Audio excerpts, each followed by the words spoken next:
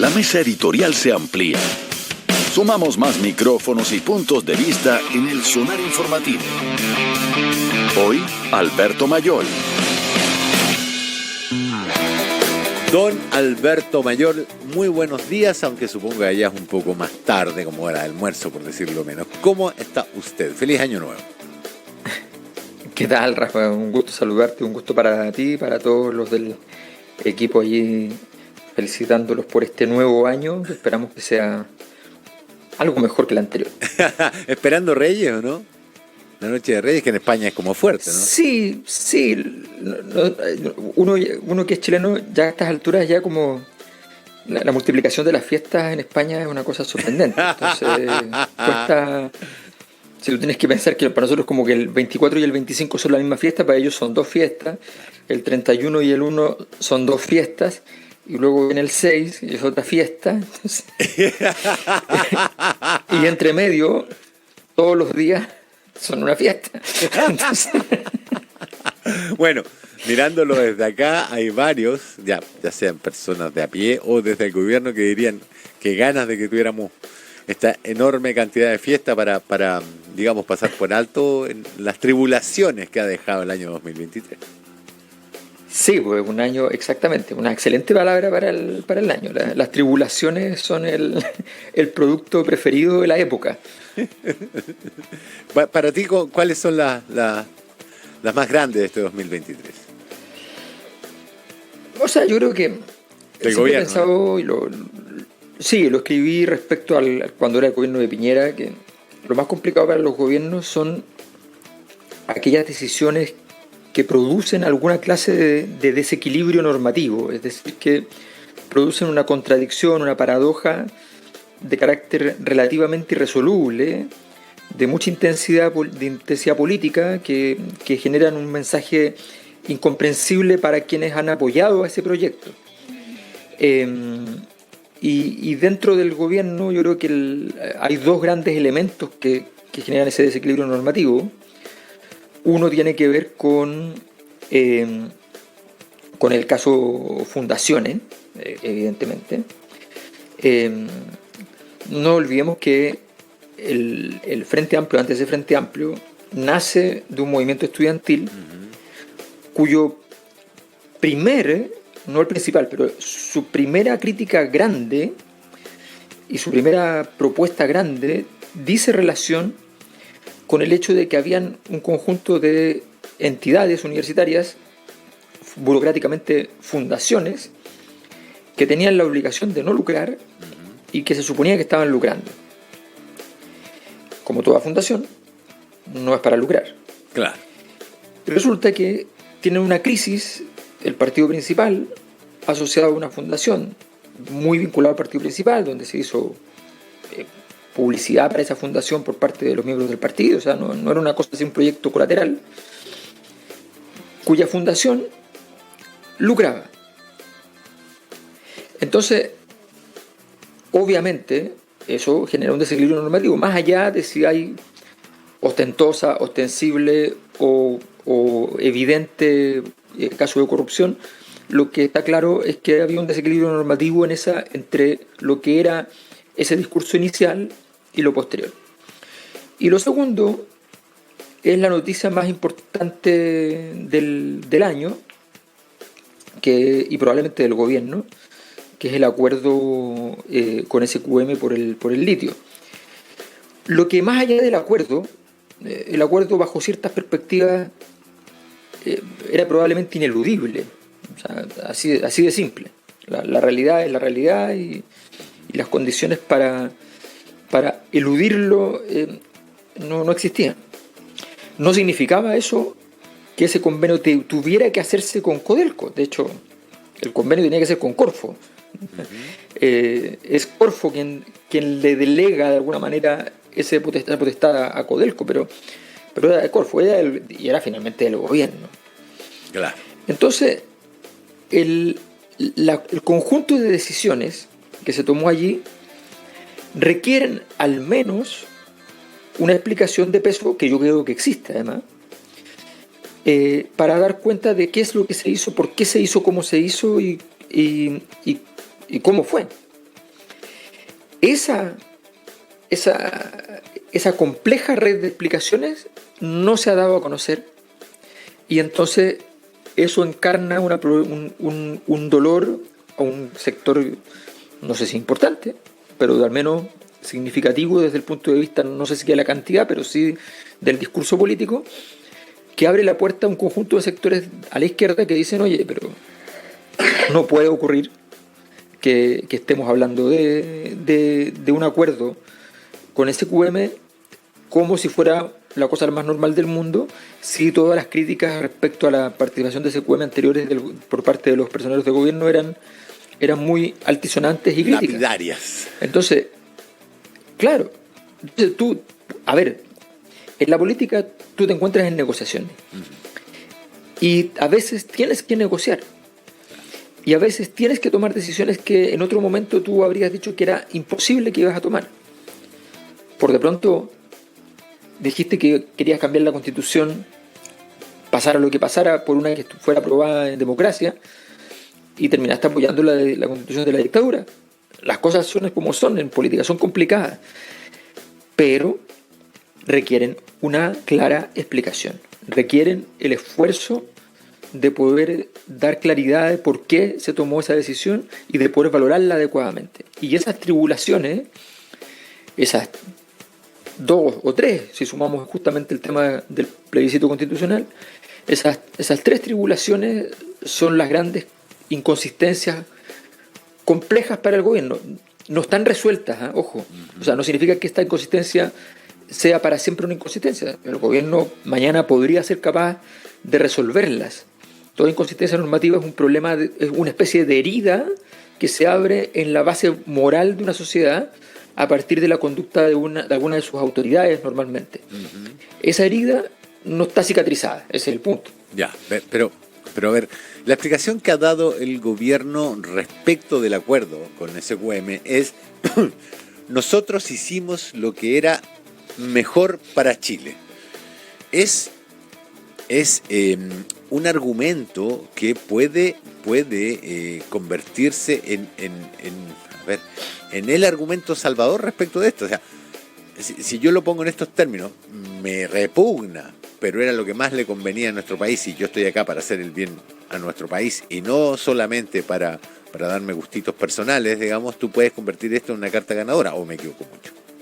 Por supuesto, pero el punto de fondo es la explicación completa de cada una de las decisiones importantes. Hay 2 cosas importantes. Uno, por qué era indispensable la negociación y llegar a un acuerdo que garantizara que el principal lugar del mundo con mayor capacidad productiva de litio a menor costo, estamos hablando de eso, estamos hablando, hay 3 tipos de formas de extracción del litio. Una es sacarlo de piedra, otra es sacarla de arcilla y otra es sacarla de los salares. Los salares son lejos lo más productivo. Y lo más barato. Lo mejor. Y lo más barato. Y el salar de Atacama es el mejor del mundo. Y SQM ya fue el año pasado el mayor productor de litio del mundo, produciendo mucho menos de lo que se piensa proyectar ahora. O sea, es espectacular el salar de Atacama. Entonces, está bien. Tú lo puedes delegar. No tienes mucha alternativa porque ahí está la planta, está funcionando, te vas a demorar X cantidad de tiempo y X cantidad de plata en poder hacer algo equivalente, tal vez no te funcione y sea un tremendo problema político, comprendido. Entonces, pero aquí hay 2 decisiones. Una es, ¿cuánto tiempo? ¿Ya? O sea, ¿vamos a firmar el acuerdo? Sí y no. En segundo lugar, características del acuerdo. Y en tercer lugar, ¿con quién? Porque la decisión de meter a Codelco en el baile es una decisión que no tenía ninguna necesidad histórica, ninguna necesidad técnica, es una decisión política. Pero ¿y los contratos firmados con SQM que dejaban al gobierno sin pie ahí, sin tener know-how y sin poder incumplir esos contratos? No, si eso, el acuerdo con SQM era bastante obvio. Yo creo que es bien difícil impugnar la idea de llegar a un acuerdo.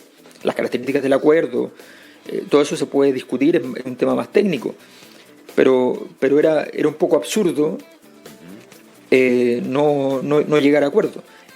El problema es otro. La pregunta es, obviamente hay que ver si las características del acuerdo, una cosa es que yo diga, tengo que negociar, y otra cosa es si yo mando un negociador y el negociador me dice, bueno, tú me dijiste que había que negociar y acepté todo. Bueno, eso es otra historia. Las negociaciones son complejas y es muy difícil. ¿Ya? Hay gente que es muy buena en negociaciones, hay gente que es muy mala en negociaciones, hay gente que cree que lo hizo bien y lo hizo mal. Hay de todo. Ya. Ahora, pero insisto, ¿por qué se metió a Codelco? Es una pregunta que no se ha respondido. Claro.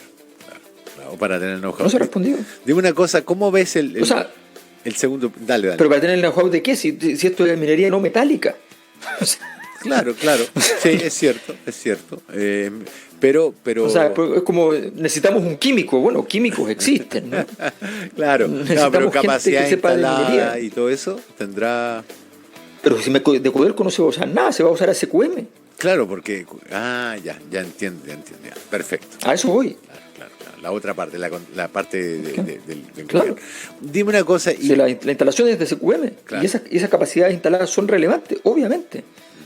Pero el punto de fondo es por qué se metió a Codelco, porque el problema que tienes es que tienes una empresa cuprífera que está yéndole mal con el cobre, produciendo mucho menos de lo que debía estar produciendo según sus propias estimaciones de hace varios años.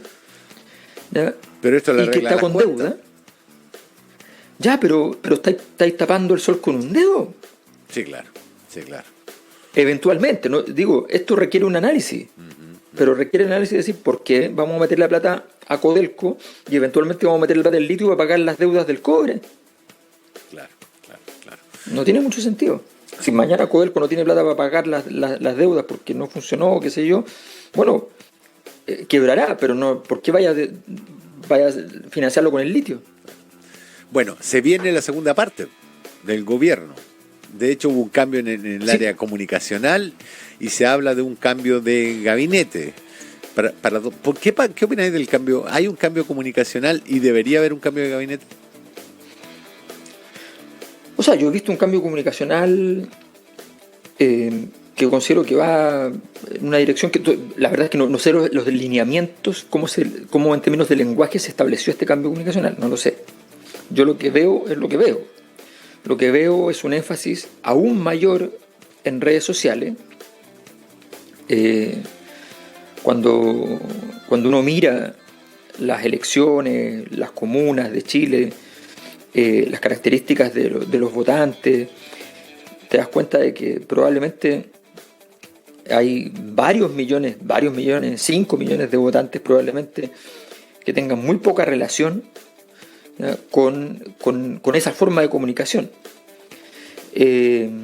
Da la impresión de que hay una necesidad de dar más presencia al gobierno, más presencia al presidente, es una decisión que puede ser correcta, eso no tengo una opinión formada, pero me parece que puede ser correcta.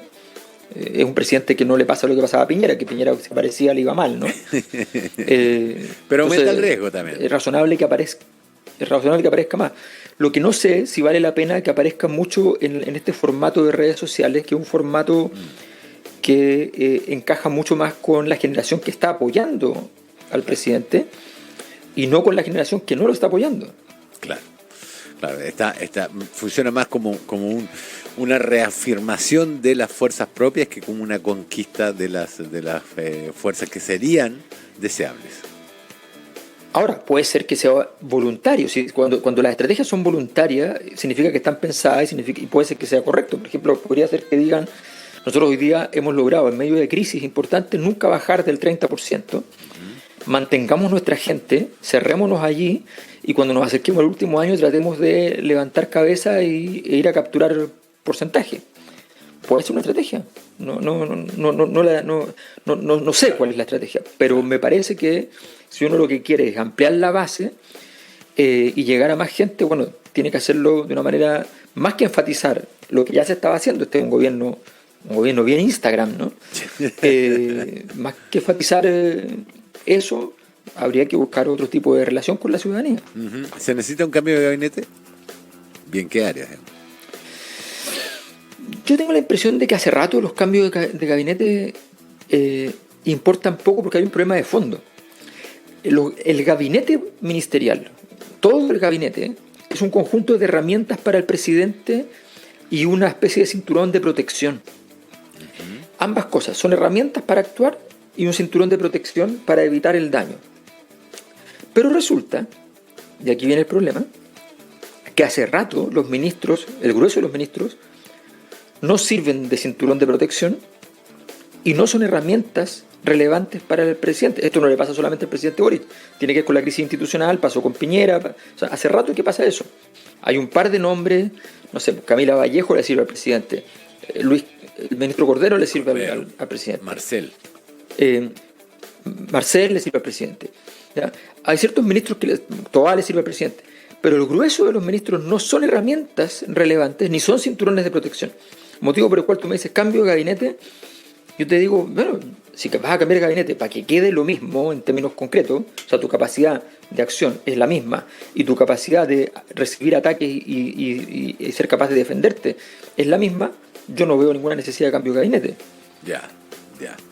Y de cambio, en general, ¿hacia dónde debería apuntar la política, digamos, del presidente en el segundo, tomando en cuenta las tribulaciones que has dado y la figura que describes de que no hay un cinturón activo de protección ni herramientas, ni tantas herramientas dentro del gabinete? Yo creo que la profundización, yo creo que el gobierno tiene que centrarse, desde que partió, debió tomar esa decisión, centrarse en aquellos proyectos que no requieran el concurso del Congreso. Eso no significa que no hagas cosas con el Congreso. Yeah. Pero este es el gobierno que más proyectos de ley ha mandado y va con un Congreso que está en contra. Entonces, ¿cómo vas a depender? Tu primera premisa en el poder es no depender del rival. Claro. Entonces no puedes estar dedicado al Congreso todo el día. Tienes que hacer cosas que se puedan hacer solas, como la que hiciste respecto al tema del litio.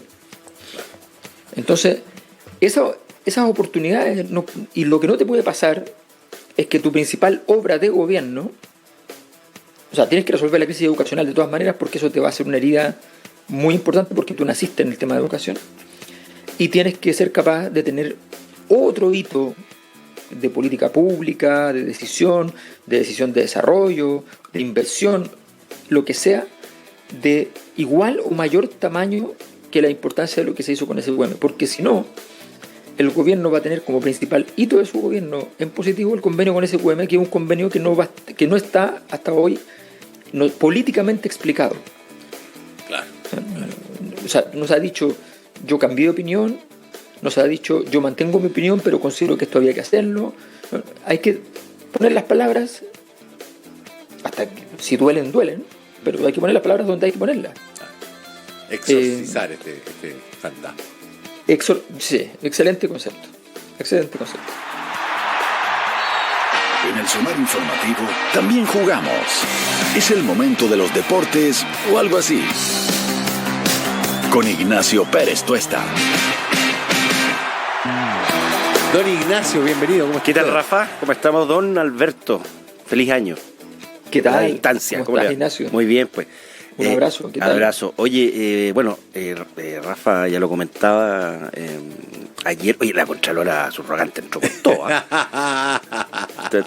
Entró con ganas de trabajar, parece. Porque ahora agarró los Panamericanos y ayer, en una exposición ante la Cámara de Diputados, Dorothy Pérez planteó, hizo una exposición donde, en resumen, expuso la fiscalización que hizo a 21 resoluciones y contratos, las cuales dijo que, contratos de obras, una serie de contratos, de estas 21 resoluciones, la mayoría registraron observaciones. Claro. En cuanto a los contratos.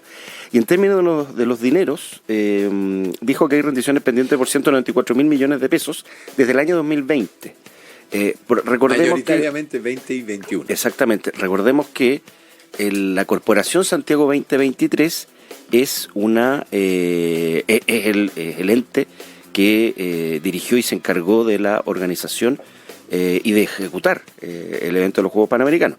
En la cual, por ejemplo, el último director ejecutivo fue Harold Mayne Nichols, que ayer de hecho explicó, lo entrevistaron a propósito de esto, y dijo que ellos tienen que rendir en febrero, que en el fondo las cuentas de ellos tienen que rendir en febrero, es decir, todavía les falta por rendir, y que estaba todo en orden, así que no es menor, porque además le envió los antecedentes la Contralora Subrogante al Consejo de Defensa del Estado por falta de rendición por un total de 17.000 millones para que se haga el cobro de estos dineros. Entonces es un tema que no es menor, porque recordar que los Juegos Panamericanos, la sede se ganó en el gobierno de Michelle Bachelet.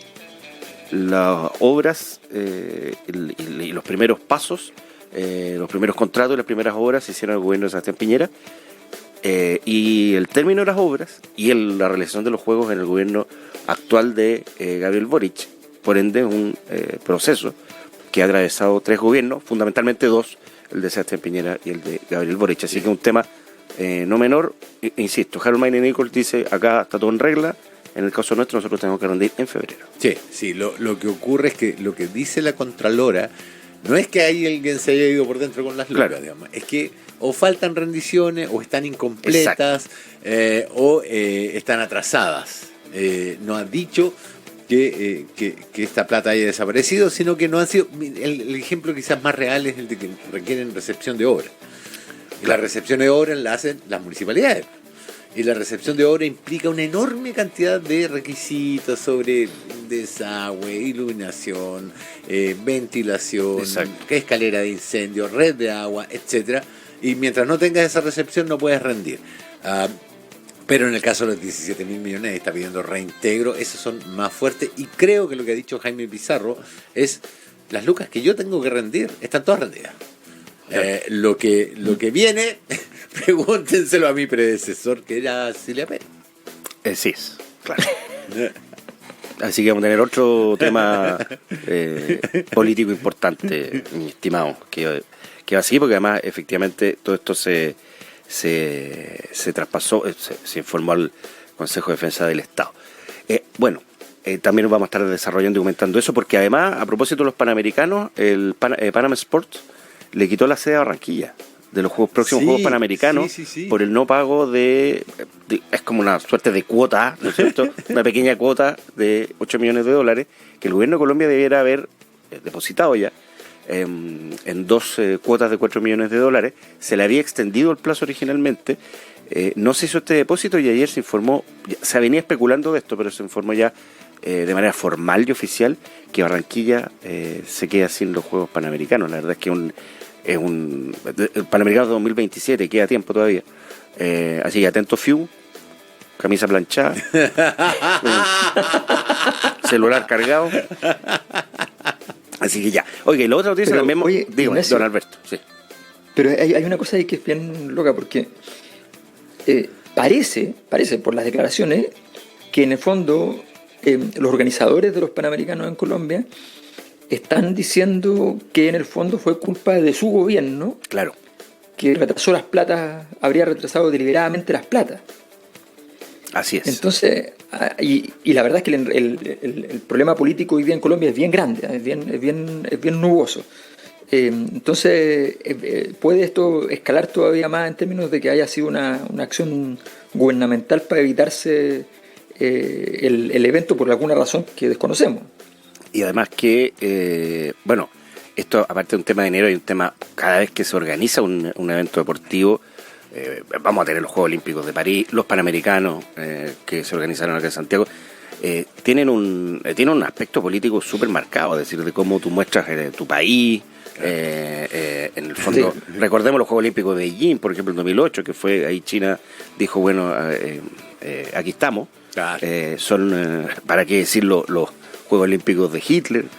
O sea, cada evento deportivo de esa magnitud, y los Panamericanos son eventos deportivos de una magnitud importante en este lado del mundo, digamos. En el caso chileno. Claro, o sea, fue un factor interno. En el caso de fundaciones, ¿cuál fue el respiro? Claro, en los Juegos Panamericanos. Quiso respirar al gobierno en el caso de fundaciones. Claro. Fiu. Claro. Literalmente dijeron, Fiu, fiu, dijo. Y no fui. O sea, Y no, o sea, ya fui. es pensable, es contrafáctico, no podemos saberlo, pero es pensable que incluso el proceso del plebiscito podría haber sido distinto si los panamericanos. Sin duda. Bueno, pero lo que estaría haciendo Colombia es decir un cacho menos. ¿Eh? Claro, ahora, Sí, lo que se supo también es que el gobierno de Colombia, esto hemos trascendido, habría pedido al presidente Boric que intercediera ante Neven Illich, que es el presidente de Panama Sport, que es chileno, para revertir esta situación. Con el presidente Boric y con FIU, que intercedieran ante Neven Illich. Así que se viene ahí un tema político no menor en Colombia, que, como dice Alberto, que ya están a con estas un problema. alturas se le puede echar la culpa a Jimena Restrepo. Sí. Exactamente. Y listo, ya. Es un hilo no menor por ahí que también está con bastantes problemas. Es una salida. Claro, es un hilo delgado hoy por hoy. Ya lo espero a las 9, don Alberto, don Rafa. Don Alberto Mayol, muchísimas gracias por este contacto como todos los jueves. Que tengas una muy buena fiesta de Muchísimas Reyes. gracias. Despídete, Federico, despídete. Despídete. Chao, Fede. Un abrazo. Abrazo, chao, chao. Don Ignacio, usted se queda a cargo del Sí, buque señor. con don Pablo Aranzárez, quiero decir.